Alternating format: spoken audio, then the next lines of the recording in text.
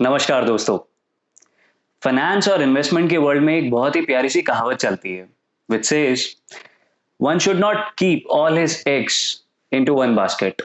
किसी एक टोकरे में अपने सारे के सारे अंडे कभी ना रखें। इस बात को हम समझते हैं एक बढ़िया से उदाहरण के साथ।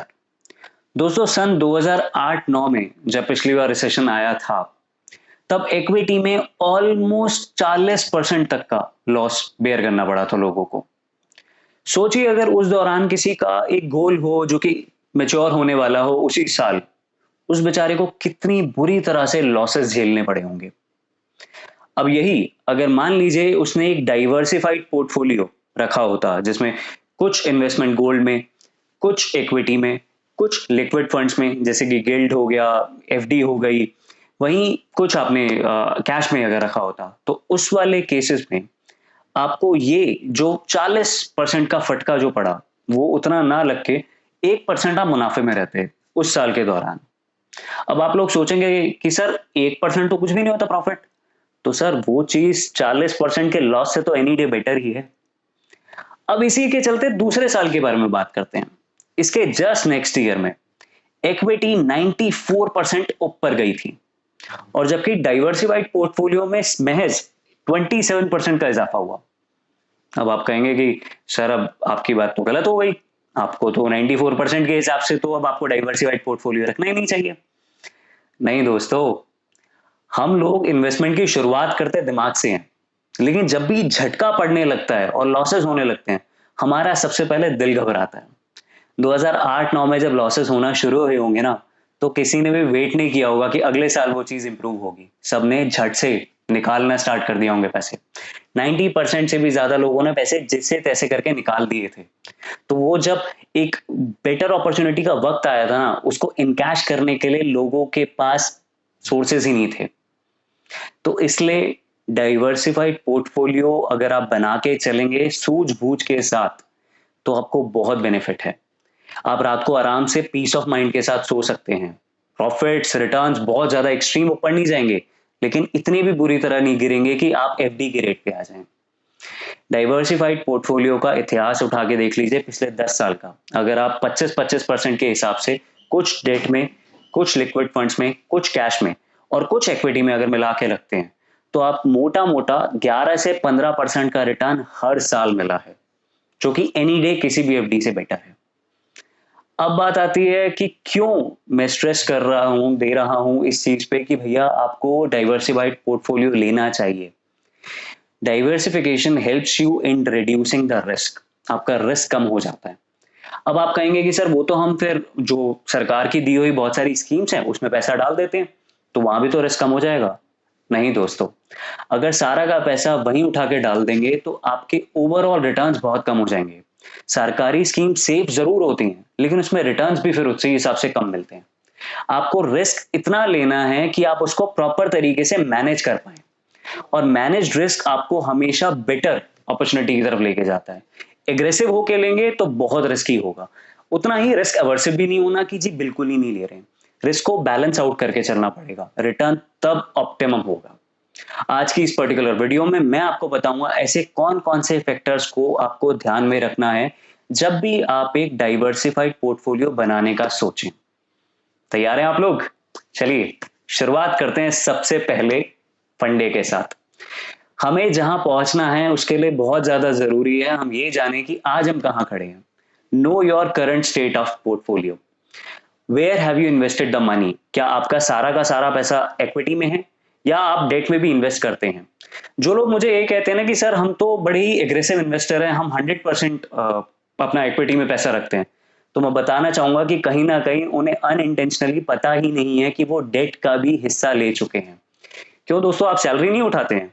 सैलरी उठाते हैं जी, बिल्कुल उठाते हैं। तो क्या आपकी कंपनी आपका ईपीएफ नहीं काटती है? जी बिल्कुल काटती है। तो सर वो ईपीएफ क्या है तो एक तरीके की इन्वेस्टमेंट। क्या वो इक्विटी में है? नहीं, वो जा रही है आपकी डेट के पोर्शन में। जब आप बाद में रिटायर होते समय या आप बाद में पीएफ कभी भी ट्रांसफर कराएं या विड्रॉ करें, तब वो पैसा मिलेगा आपको। तो क्या आप 100% इक्विटी में इन्वेस्ट करते हैं? जी नहीं, आप ना चाहते हुए भी मन से कहीं ना कहीं इन्वेस्टेड हैं, थोड़ा बहुत डेट में भी।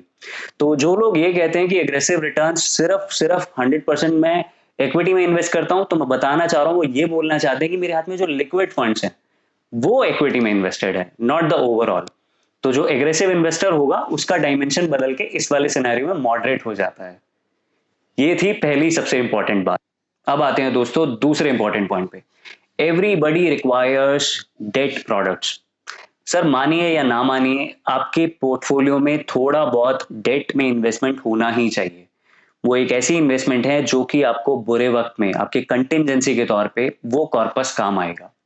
इमेजिन कीजिए आपने सारा का सारा बैठा पैसा उठा के इक्विटी में डाल दिया है फॉर लॉन्ग टर्म। अब आपके पास कंटिजेंसी के लिए कुछ है ही नहीं। तो ऐसे वाले केस में अगर वो सारा का सारा पोर्टफोलियो अचानक से डाउन आ जाता है, या तो आप मजबूरन होकर लॉस में निकालेंगे, या आप किसी भी तरीके से निकालना पसंद ही नहीं करेंगे। ऐसे में आपकी वो कंटिजेंसी अटक के रह जाएगी। इसलिए बहुत इंपॉर्टेंट है कि आपका कुछ पैसा एफडी जैसे सोर्सेज में जरूर हो, ताकि जब जरूरत पड़े आप उसे तुड़वा के अपनी इमरजेंसी को मीट आउट कर सकें। इसलिए बहुत जरूरी है। हाँ, ये इक्विटी के मामले में जरूर आपको थोड़े से कम रिटर्न देगा, लेकिन सर इमरजेंसी की सिचुएशन में रिटर्न्स नहीं देखे जाते हैं, तब इमरजेंसी होती है सिर्फ। अब दोस्तों आता है तीसरा important factor, that is your age. आपकी एज बहुत ज्यादा मैटर करती है जब भी आप एक पोर्टफोलियो बनाने की कोशिश करें। इस केस में मैं आपको एक प्यारा सा फंडा समझाता हूं, that goes with the saying of 100 minus your age. आपकी जो भी उम्र है, मान लीजिए आप 25 साल के हैं, अगर आप 25 के हैं तो 100 minus your age that is 25, बचा 75। 75% तक का आप अपना पोर्टफोलियो इक्विटी में डाल सकते हैं। क्यों? क्योंकि अभी आपके पास में एज है, एज आपके साथ में है, आप लंबा खिलाड़ी बन सकते हैं, आप रिस्क बेयर कर सकते हैं, तो आपको इन्वेस्टमेंट ज्यादा कर सकते हैं इक्विटी में। वही अगर मान लीजिए आप 60 साल के हैं तो 100 माइनस 60, 40% ऑफ द पोर्टफोलियो आप उठा के इक्विटी में डालिए, उससे ज्यादा नहीं। अब ये बात क्यों आती है कि जो यंगस्टर्स हैं उनको ज्यादा मोटिवेट किया जा सकता है कि भाई आप इक्विटी में इन्वेस्ट करो, डेट्स में लिमिटेड करोगे चलो चलेगा। तो वो क्यों किया जाता है, उसके पीछे का मैं रीजन आपको बता देता हूँ। यंगस्टर्स के साथ में सबसे अच्छी चीज क्या होती है, उनका पोर्टफोलियो कोई बहुत ज्यादा बड़ा नहीं होता, लाख 2 लाख 5 लाख तक का पोर्टफोलियो होता है। वही जो उम्र दराज लोग होते हैं, जिन्होंने अपने एक्सपीरियंस और अपने पुराने मेहनत से बहुत सारा जो इन्वेस्टमेंट क्रिएट किया होता है पोर्टफोलियो, वो 30 40 50 लाख तक का हो जाता है। वहां पे अगर आप इतना बड़ा रिस्क लेंगे कि आप सारा का सारा पैसा उठा के अगर आप इक्विटी में डालेंगे, तो सर बहुत दुखेगा अगर वो नीचे चला गया तो ये फैक्टर यंग जनरेशन के साथ में काम में आता है। दूसरा, क्योंकि आपकी एज छोटी है तो आपके ऊपर फैमिली की बहुत सारी फाइनेंशियल कमिटमेंट्स नहीं होती हैं अमूमन तौर पे। किसी किसी का एक्सेप्शन हो सकता है, लेकिन मोस्टली नहीं होती है। तो उस केस में भी आप फिर से रिस्क लेना पसंद कर सकते हैं आराम से, और आप ज्यादा दूर जा सकते हैं। वहीं तीसरी ओर आपका जो लॉन्ग टर्म हराइजन होता है जो इन्वेस्टमेंट का, वो क्योंकि आपकी एज आपके साथ में है, तो आप लंबा सोच सकते हो भैया कि मेरे को इन्वेस्टमेंट हराइजन मेरे को रखना है 15 से 20 साल तक, मैं आराम से रखूंगा। तो ये फैक्टर्स हैं जिसके चलते एज आपके फेवर में जरूर रहती है, तो आपको अकॉर्डिंगली सोचना चाहिए ये फैक्टर को कंसिडर करते हुए। इसके बाद दोस्तों बात आती है willingness to take the risk. Risk appetite बहुत इंपॉर्टेंट है। मैंने उन इन्वेस्टर्स को देखा है जो कि बहुत यंग होते हैं, लेकिन वो बहुत डरते हैं, वो बहुत रिस्क एवर्सिव होते हैं। वो कहते हैं हम इन्वेस्ट नहीं कर पाएंगे भाई, हमसे डर लगता है हमें। वही मैंने उल्टा दूसरे ऐसे भी लोग देखे हैं जो बहुत ज्यादा एग्रेसिव हैं, कहते हैं भाई आज 100 रुपए डालेंगे, कल हमको 25 चाहिए। तो विलिंगनेस कितनी है उसके ऊपर बहुत ज्यादा डिपेंड करता है कि आप किस तरीके की इन्वेस्टमेंट करने वाले हैं। दोस्तों मैं बताना चाहूंगा ये दोनों ही चीजें, अगर आप रिस्क एवर्सिव हो चाहे आप रिस्क एग्रेसिव हो, इन्वेस्टमेंट दो धारी तलवार की तरह होती है, दोनों तरफ से पैनी होती है। अगर आपने कम किया तो भी नुकसान है, ज्यादा किया तो भी नुकसान है। तो बैलेंस के हिसाब से अपनी विलिंगनेस को एडजस्ट करना सीखें, वो बहुत ज्यादा इंपॉर्टेंट है। इसी से जुड़ा है हमारा चौथा point, that is ability to take the risk. पिछले वाले में विलिंगनेस कवर किया था, अब मैं एबिलिटी के बारे में बताता हूँ। अगर आपकी इनकम बहुत ज्यादा स्टेबल है, जैसे मान लीजिए कि आपको पता है कि भाई मैं लाख रुपए 2 लाख रुपए हर महीने ले ही रहा हूँ, या फॉर दैट मैटर 50,000 भी अगर कमा ही रहा हूँ, तो अगर मैं उसमें से उठा के 5,000 10,000 इन्वेस्टमेंट में इक्विटी में कर भी देता हूँ, तो मुझे इतना ज्यादा टेंशन नहीं होगी।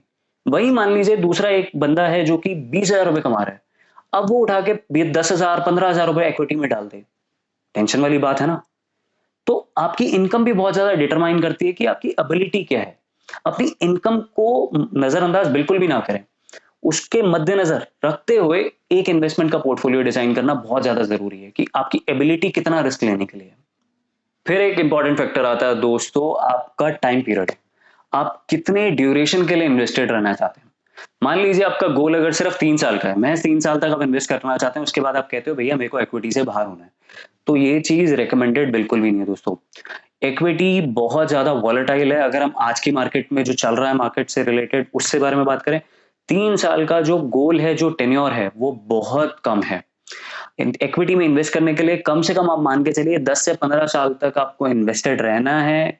अच्छा बड़ा प्लेयर बनने के लिए इट्स रेगुलरली इंपॉर्टेंट। अगर आपका इन्वेस्टमेंट का गोल 3 साल से कम है, तो मेरी बात मानिए, आप इक्विटी में इन्वेस्ट ही मत कीजिए। इस टाइम मार्केट बहुत ज्यादा वॉलेटाइल है। लास्ट ईयर जिसने इसी टाइम पे इन्वेस्ट किया था, आज की डेट में अगर वो देखे तो ऑलमोस्ट 20 से 25% डाउन हो गया था लॉकडाउन के चक्कर में। तो उस टाइम पे वो बहुत नेगेटिव फीलिंग आती है कि भाई हमने इतनी मेहनत से 10,000 रुपए लगाए, जो कि रह गए सिर्फ 7500। तो वो रिस्क ना लिया जाए। 3 साल से अगर कम का होराइजन है आपका, तो इन्वेस्ट मत कीजिए। Go for regular debt product, जहां पे आपकी इन्वेस्टमेंट सेफ रहे, ताकि आपको बाद में रिग्रेट ना करना पड़े। अगर आपका टेन्योर 10 साल 15 साल इतना है, और आप रेगुलरली एसआईपी कर सकते हैं, हर दिन पलट के अपने म्यूचुअल फंड की ऐप नहीं देखनी है कि भाई आज मेरा स्टॉक कितना नीचे चला गया है, कितना ऊपर चला गया, नहीं। आराम से लग के उसे बैठ सकते हैं, सब्र कर सकते हैं। 10 से 15 साल के बाद वो बहुत अच्छे रिटर्न्स देके जाएगा, लेकिन आपको उसमें बने रहना। Next come strategic changes in your allocation. Last year तक जब मार्केट थोड़ा बहुत ठीक जा रहा था, उस टाइम पे इन्वेस्ट करना इक्विटी में बेटर था। अब जब मुझे पता है कि भाई मार्केट नीचे जा रहा है, मुझे क्या करना चाहिए ऐसे वाले केस में? क्या मुझे इक्विटी में ज्यादा इन्वॉल्व होना चाहिए? होना चाहिए थोड़ा बहुत, क्योंकि मेरे को बेटर रिटर्न्स आगे ऑप्टिमिज्म के तरीके मेरे को दिख रहे हैं। बट क्या मुझे सारा का सारा इन्वेस्टमेंट इक्विटी में करना चाहिए? जी नहीं, अभी नहीं। अभी मार्केट बहुत ज्यादा वॉलेटाइल है, वो कभी भी किसी भी रुख मुड़ सकती है। तो ऐसे वाले केस में बहुत इंपॉर्टेंट है कि मैं अपना थोड़ा सा एलोकेशन डेट की तरह भी मोड़ दूं। अगर डेट की तरफ मोड़ दूंगा, तो ऐसे वाले केस में मेरी एलोकेशन सेफ रहेगी। सो बहुत ज्यादा इंपॉर्टेंट है कि आप अपने केस में ये स्ट्रैटेजिक चेंजेस बराबर मेंटेन करते रहें। उसके चले आपका जो इक्विटी और ये, उसकी वजह से आपका पोर्टफोलियो एकदम बैलेंस्ड रहेगा। इसके अलावा दोस्तों, जो भी इक्विटी मार्केट में अभी का टाइम देख के पहली बार इन्वेस्टमेंट करने वाले हैं, उनके लिए सख्त हिदायत है, उनको लॉन्ग टर्म इन्वेस्टिंग का जरूर पता होना चाहिए। आपने जिसके भी कहने पे इक्विटी मार्केट में अपने आप को इन्वॉल्व किया है, उनके साथ बातचीत जरूर कीजिए। क्या लार्ज कैप होता है, क्या मिड कैप होता है, क्या स्मॉल कैप होता है, क्या होराइजन तक मुझे रुकना चाहिए।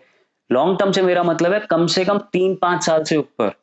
लोग अक्सर कहते हैं भैया लॉन्ग शॉर्ट टर्म से मतलब 1 साल 2 साल, नहीं नहीं sir, anything less than 3 years is considered to be directly short term. तो चाहे वो टैक्सेशन के प्रिंसिपल से हो, चाहे आपकी रेगुलर इन्वेस्टमेंट से, आपको लॉन्ग टर्म इन्वेस्टमेंट्स का पता जरूर होना चाहिए कि कहाँ किस तरीके से इन्वेस्ट करें। तो वो जो फर्स्ट टाइम इन्वेस्टमेंट करने वाले हैं, वो लोग पक्के तरीके से दिमाग से कॉशियस रह के करें कि भाई इस तरीके से करना है मेरे को, then only you will be benefited out of it. इसके अलावा दोस्तों, डाइवर्सिफिकेशन के दौरान बाकी की एसेट क्लासेस को कभी ना भूलें। अक्सर लोग बस इक्विटी, डेट और इन सब चीजों के बीच में रह जाते हैं। गोल्ड एक बहुत अच्छा इन्वेस्टमेंट है। आप गोल्ड के अंदर भी इन्वेस्टेड रहिए। थोड़ा सा अमाउंट अपना, थोड़ा सा प्रोपोर्शन एलोकेशन, जो भी आपका डाइवर्सिफिकेशन के चलते, आपको गोल्ड में भी रखना चाहिए। गोल्ड एक बहुत ही बेटर सोर्स ऑफ इनकम है, और अगर पिछले साल के भी हम रिकॉर्ड उठा के लेके, या उससे भी पिछले साल, इसने बहुत बेटर रिटर्न दिए हैं। अक्सर वो इग्नोर हो जाता है, उसे मत कीजिए। डाइवर्सिफिकेशन में इसको जरूर रखिए। चाहे तो आप लोग रियल एस्टेट में भी जा सकते हैं, बट प्रॉब्लम क्या है रियल एस्टेट के साथ, कि वहां पे जो इन्वेस्टमेंट की जाती है वो ज्यादा इलिक्विड होती है। आपको जब जरूरत पड़ेगी, आप उस पैसे को निकाल नहीं पाओगे काफी टाइम तक, क्योंकि वो लंबी इन्वेस्टमेंट मांगती है। दैट इज वाई वो रेकमेंड नहीं करते हैं जो फाइनेंशियल प्लानर्स होते हैं बहुत सारे। इसी से जुड़ी एक और बहुत इंपॉर्टेंट बात है, अक्सर लोग डाइवर्सिफिकेशन के चलते प्रॉब्लम में कहाँ आते हैं, जब वो ओवर डाइवर्सिफाई कर देते हैं। ओवर डाइवर्सिफाई नहीं करना दोस्तों। डाइवर्सिफिकेशन से मेरा मतलब है कि आप अगर मान लीजिए एक म्यूचुअल फंड में इन्वेस्टेड है, एक लॉन्ग टर्म के लिए लीजिए, एक शॉर्ट टर्म के लिए ले लीजिए, और मैक्सिमम से मैक्सिमम एक लिक्विड फंड, दैट्स इट। मैंने देखा लोग अक्सर 9-9 10-10 15-15 स्कीम खोल के बैठ जाते हैं। भाई वो और ज्यादा प्रॉब्लमेटिक है, वो नहीं करना है। लिमिटेड स्कीम्स में चलाना है अपने आप को, और वो बेटर स्कीम्स हो, बस दैट्स इट। ज्यादा ओवर डाइवर्सिफाई भी ना कीजिए, क्योंकि वो और ज्यादा प्रॉब्लम क्रिएट करेगा। और लास्ट में एक चीज जो आपको दिमाग में रखनी है, वो है necessary changes in the allocation. वो सबसे इंपॉर्टेंट है।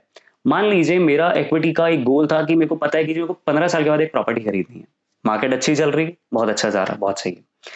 13वें साल 14वें साल आके एक चीज अपने दिमाग में डाल लीजिए, 15वें साल तक का इक्विटी में वेट मत कीजिए, क्योंकि अगर उसी साल इक्विटी गलती से धड़ाम से गिरी, आपका गोल हिल जाएगा दोस्तों।